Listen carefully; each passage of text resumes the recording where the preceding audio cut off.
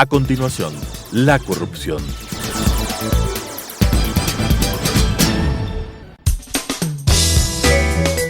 Clasificación B, bajo supervisión de un adulto.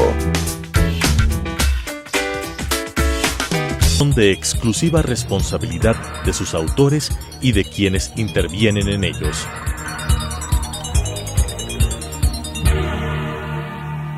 Telesucesos, Canal 29, UHF presenta La Corrupción. La corrupción es una asociación para delinquir entre corruptor y corruptos. ¿Podemos seguir siendo complacientes frente a este flagelo? Con la conducción de Freddy Bravo. La corrupción. ¿Qué tal, amigos? Qué gusto estar con ustedes. 8 de marzo, Día de la Mujer. Creo que las sociedades tienen mejor desenvolvimiento de sus actividades cuando se hable de derechos por igual, por supuesto. Tienen derechos las mujeres, por supuesto. La sociedad en su conjunto, los jóvenes. Todos tenemos derechos. Así que si este es un hito para seguir luchando por los derechos, bienvenido sea. Hace pocas horas acabo de escuchar en una reunión con el cuerpo diplomático al candidato presidencial Guillermo Lasso Mendoza. Entre algunas cosas que dijo, me llamaron la atención dos. Y me voy a referir en este orden. Primero, dijo que su política internacional estará orientada, sin ningún tipo de reservas, a firmar acuerdos y tratados de libre comercio con todos los países del mundo, citó a los Estados Unidos, a los países europeos, al Japón. No hay otra alternativa, pero desde luego. ¿Cómo es pues que a estas alturas de la vida, cuando estamos pidiendo clemencia y con la mano estirada por el tema de las vacunas, vamos a querer convertirnos en una isla en el mundo? No es posible. Necesitamos recursos de los países, necesitamos inversionistas, necesitamos transferencia de tecnología, necesitamos todo, por supuesto. Nosotros ofertamos nuestro talento y nuestro trabajo. En alguna oportunidad hablaba respecto al Tratado de Libre Comercio que en los 80s firmó, 90s, la República de México con los Estados Unidos, y se hablaba de que estos mismos, los mismos que hoy intentan seguir vivos con esta cantaleta de que no hay que firmar tratados de libre comercio porque los grandes abusan de los menores. Vamos por partes. Se decía que la producción de maíz bajó en México por cuando la importación de maíz a ese país cubrió casi todo el mercado y que bajaron los precios. ¿Es mala noticia que bajan los precios? No, pues no es mala noticia, es buena noticia. ¿Pero qué es lo que ocurrió? Claro, ellos no quieren ver, pues. Mientras la producción de maíz bajó y desde luego migró mucha mano de obra agrícola, porque no eran ocupados para el sembrío de maíz, se reorientó esa gente y comenzaron a trabajar. Y México, con el Tratado de Libre Comercio, es el primer productor de fuselajes de avión. ¿Qué les parece? El primer productor en el mundo de fuselajes de avión. Vaya a ver la cantidad de gente y de mano de obra que ha contratado y en mejores condiciones, por supuesto. Pero además, elaboró el producto del maíz importado. Hizo una serie de artículos, hasta tortillas mexicanas que se venden en los centros comerciales de los Estados Unidos. ¿Qué les parece? Así que eso ha dicho el señor Lasso, que va a abrir las puertas para los tratados de libre comercio. Pero ni más faltará. Cuando dicen, y claro, a ellos van a explotarnos, van a terminar nuestra producción y nosotros, después nos van a vender cosas que ellos elaboren. Y yo pregunto, si van a exportarnos y nosotros vamos a importar productos de consumir, es obvio pues que nuestra sociedad debería tener dinero para demandar, pues. ¿Qué sacan beneficiándose si van a perder estos mercados? no solo el Ecuador, el mercado de Latinoamérica, por ejemplo. ¿Cuál es el costo-beneficio? No tiene sentido. Así que esa es una buena noticia. Segundo, nos dijo algo extraordinario don Guillermo Lasso, que a mí realmente yo les quiero invitar a ustedes, que son ustedes son quienes tienen la palabra. Dijo una cosa que es sensacional. Palabras más, palabras menos. Me he reunido, dijo el candidato presidencial, con el embajador de la China. Y lo primero que le he dicho, que por supuesto nosotros estamos abiertos a negociaciones con todos los países del mundo, porque si ha hablado de tratados de libre comercio, de inversión, no se debe excluir, a no ser que hubiesen temas insalvables.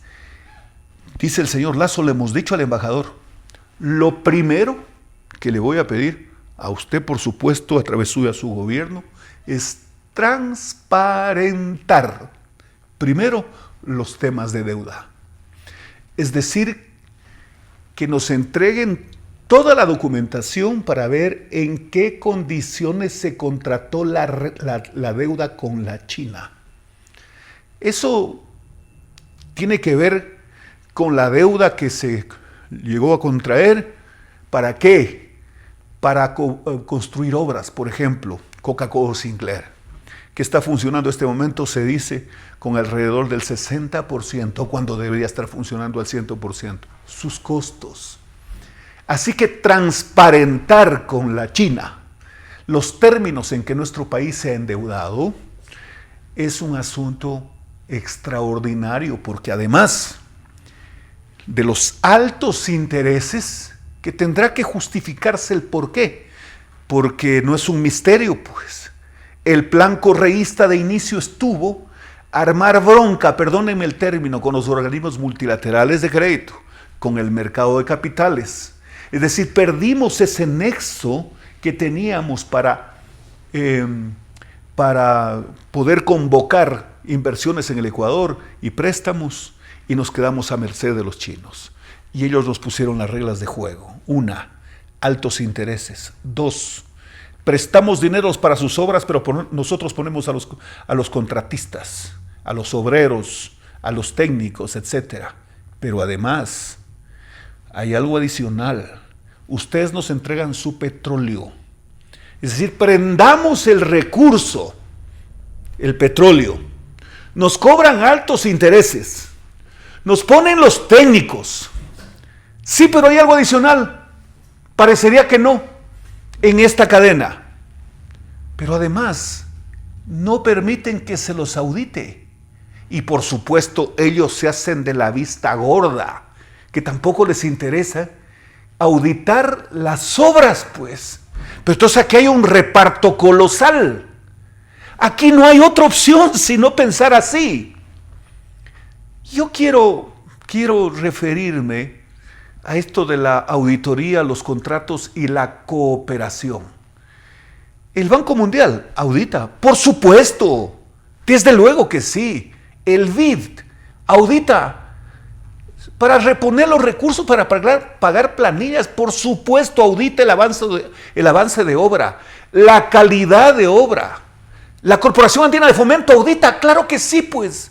¿Cómo no lo va a hacer? Tiene que auditar porque un acreedor ha de garantizar cómo retorna el capital que ha prestado, pues.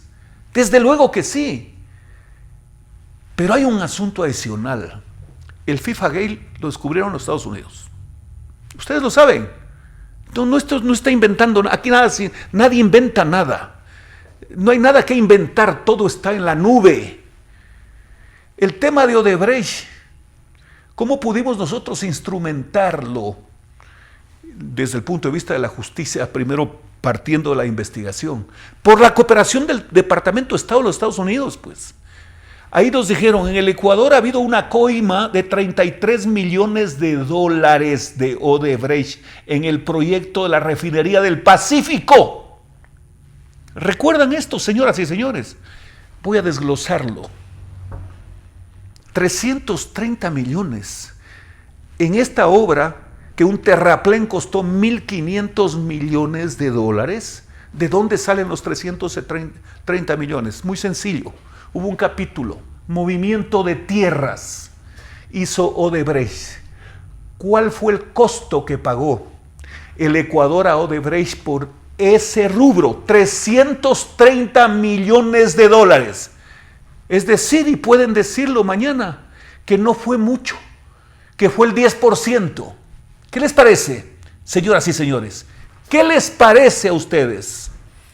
Entonces, el transparentar con la China los préstamos, la deuda en general, y por supuesto auditar las obras, es algo que se ha propuesto el candidato presidencial, y permítanme decirlo, pero así, a voz en cuello, como dice el pueblo, ¿no? Hay que realmente aplaudirlo, porque esa es la punta del ovillo para seguir descubriendo las fechorías de esta banda que pretende regresar por más. Me quiero referir a un tema. Hemos escuchado en las últimas horas hablar de que el CAL ha devuelto al presidente de la República el proyecto que se propone blindar la dolarización. Pero lo escuché pues al señor Litardo. Escuché a un asambleísta de Alianza País, que no recuerdo el nombre, ni me interesa, pero hacer alarde de constitucionalidad. Esto lo combinaron, lo mezclaron, hicieron un collage con la expulsión del presidente de la República del movimiento Alianza País. Por ahí al candidato vicepresidencial, este señor Barriga, lo escuché hablando vascosidades de la política. Le queda muy mal, porque, a ver, primero que ni siquiera tienen una organización lógica como para decir las cosas. Pero quiero concentrarme en el tema del CAL. ¿Saben ustedes que el argumento para haberle devuelto al presidente de la República el proyecto económico urgente, es de que hay vicios de constitucionalidad, dicho de otra manera, que viola la Constitución los términos que obran del proyecto? A ver, un momentito. ¿Quién les ha dicho inútiles buenos para nada? ¿Quién les ha dicho que ustedes tienen competencia para eso? Sin previamente, de acuerdo a la ley orgánica de la función legislativa y la Constitución, no tramitan el proyecto. Claro que pueden advertir inconstitucionalidades, pero producto primero de ¿qué? De la lectura del primer debate, del segundo debate, que tiene que eso estar plasmado en un informe de la comisión, pues, de la comisión respectiva. No es que pueden decir este oficio, no, este proyecto no me gusta, matatiro, tirulá. ¿Qué les pasó? Pues se están abrogando una atribución que no la tienen. Debería investigarse eso por la vía, a lo mejor digo yo, por la vía de la Fiscalía, porque están abrogándose una atribución que no la tienen y que le compete única y exclusivamente a la Corte Constitucional. Pero lo que me ha llamado la atención es que la secretaria jurídica de la Presidencia de la República sobre este tema casi que no ha hecho opinión. Históricamente, lo que antes llamábamos el secretario jurídico, el abogado de la Presidencia, daba una opinión al presidente de la República, ese es su papel. Después lo elevaron a la jerarquía de secretaría jurídica en el gobierno del correísmo, donde Mera daba opiniones de una y otra manera. No me voy a referir al tipo de opiniones y sobre casos específicos. Estoy hablando del concepto. La señora Pesantes no ha opinado sobre este tema. Pero si ya querían tener el rango de ministros, conviértanse en fusibles también, pues de una vez, como son los ministros, pues. A ver, una preguntita. ¿Será, vuelvo y como interrogante, que estos no saben o saben en demasía? ¿O es que están obrando para quedar bien con quien está en contra del proyecto? Hoy nomás escuchaba al señor Arauz decir que necesita que esa ley no se apruebe y que está feliz por eso, porque necesita la plata, el recurso para resolver las deudas de la gente. Vaya a ver calidad de farsantes que son estos tipos. ¿Cómo es posible que diga semejante barbaridad? Pero semejante barbaridad. Pero lo dicen, pues.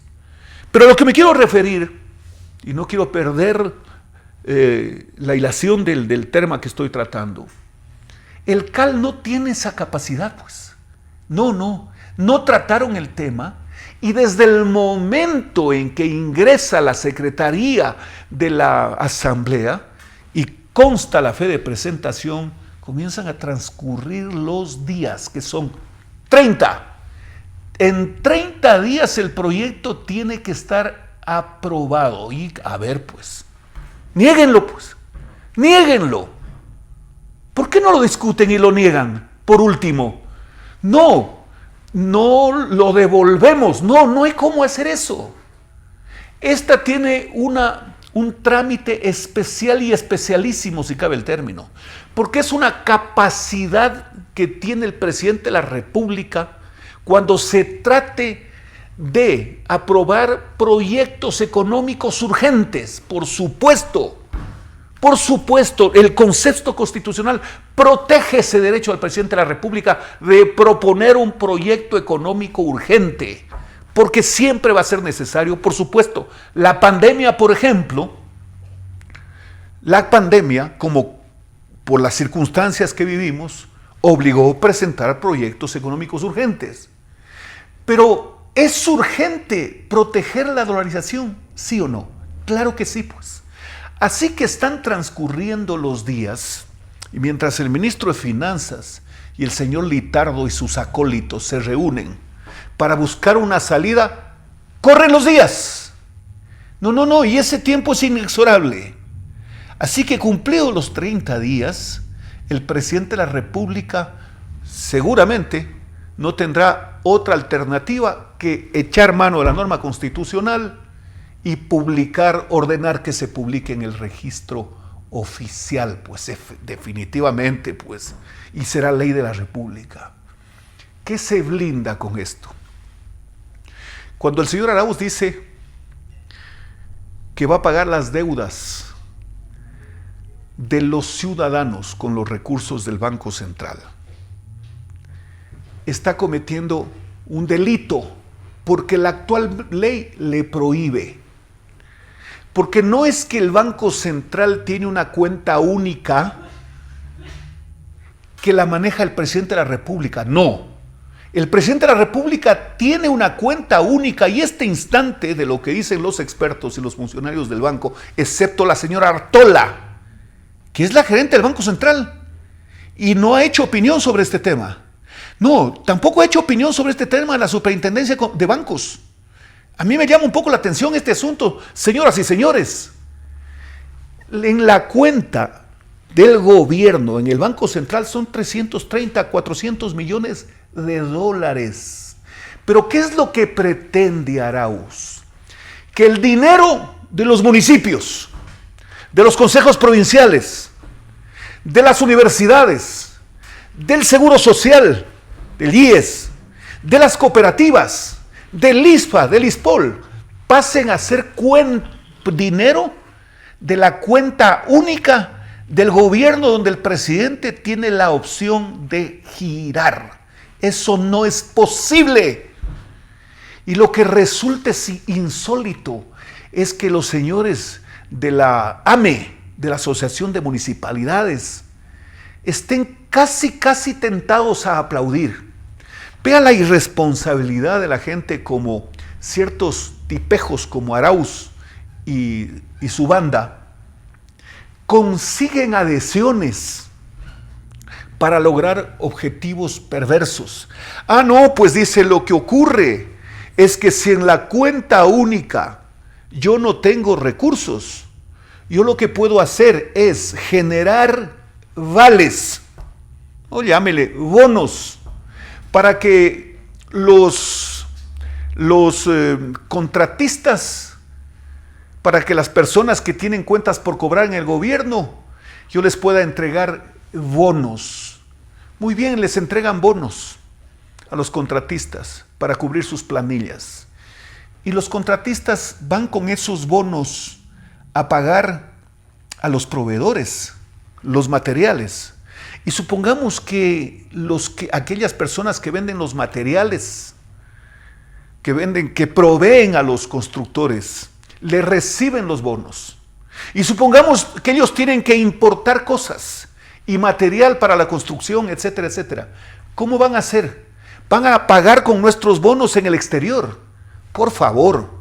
Pero aparte de eso, el atentar contra la reserva no es otra cosa que disparar el riesgo país.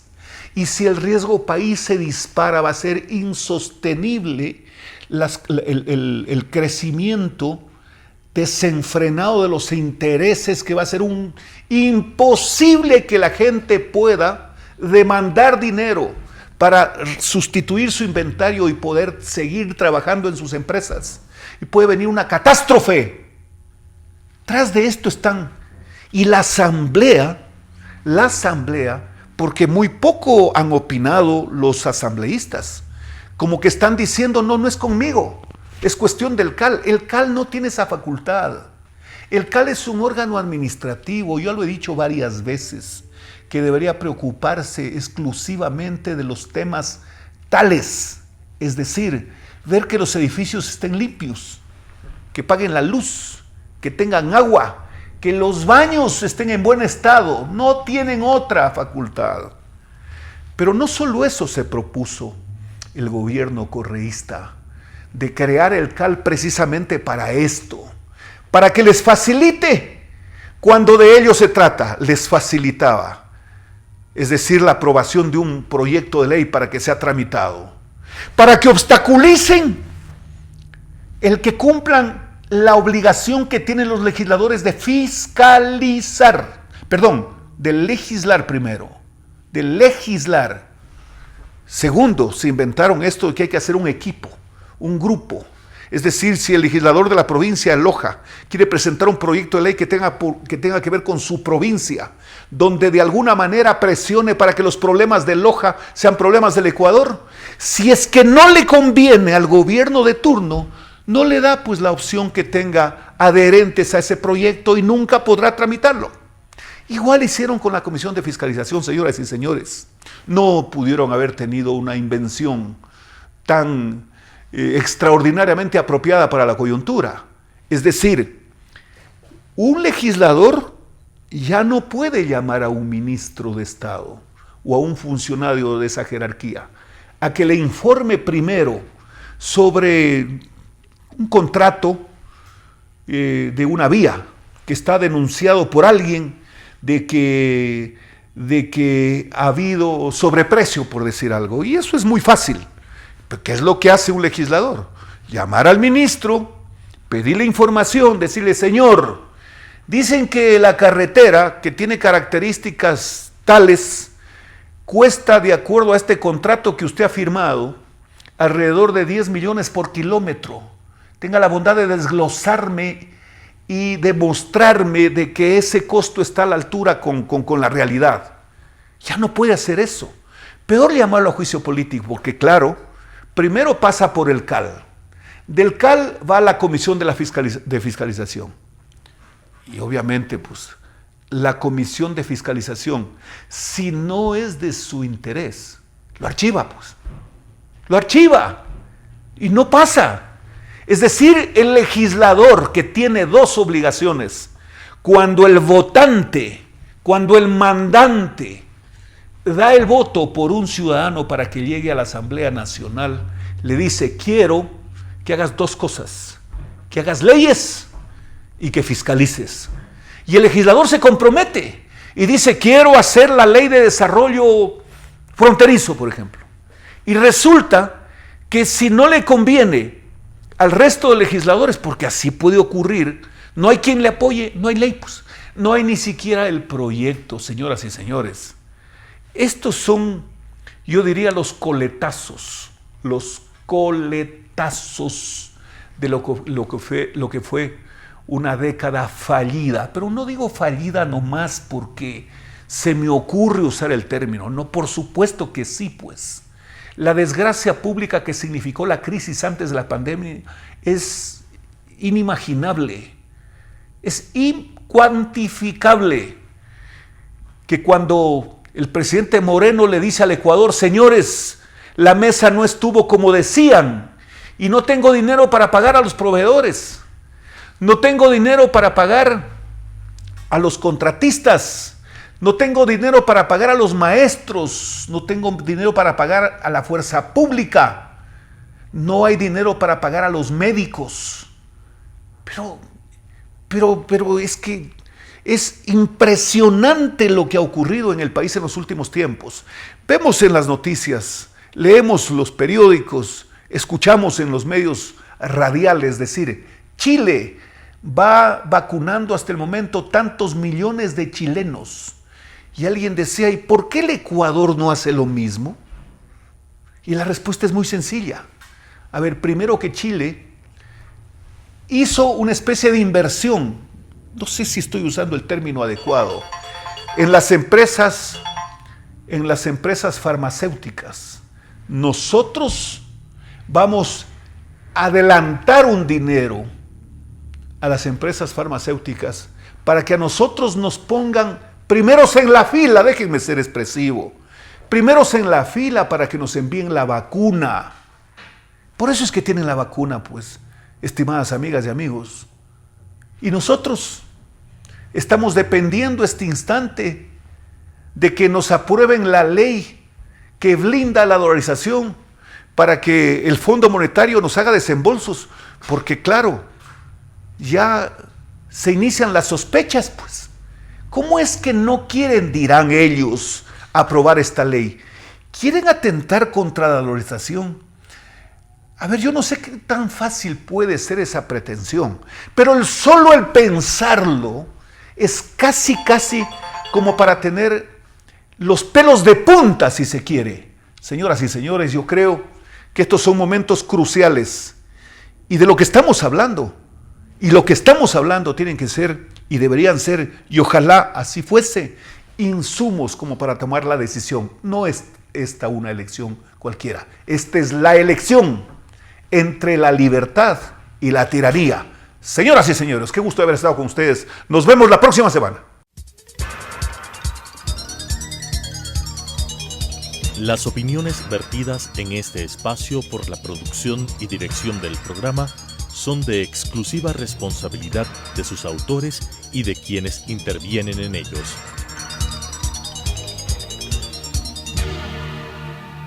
Telesucesos Canal 29 UHF presentó La Corrupción.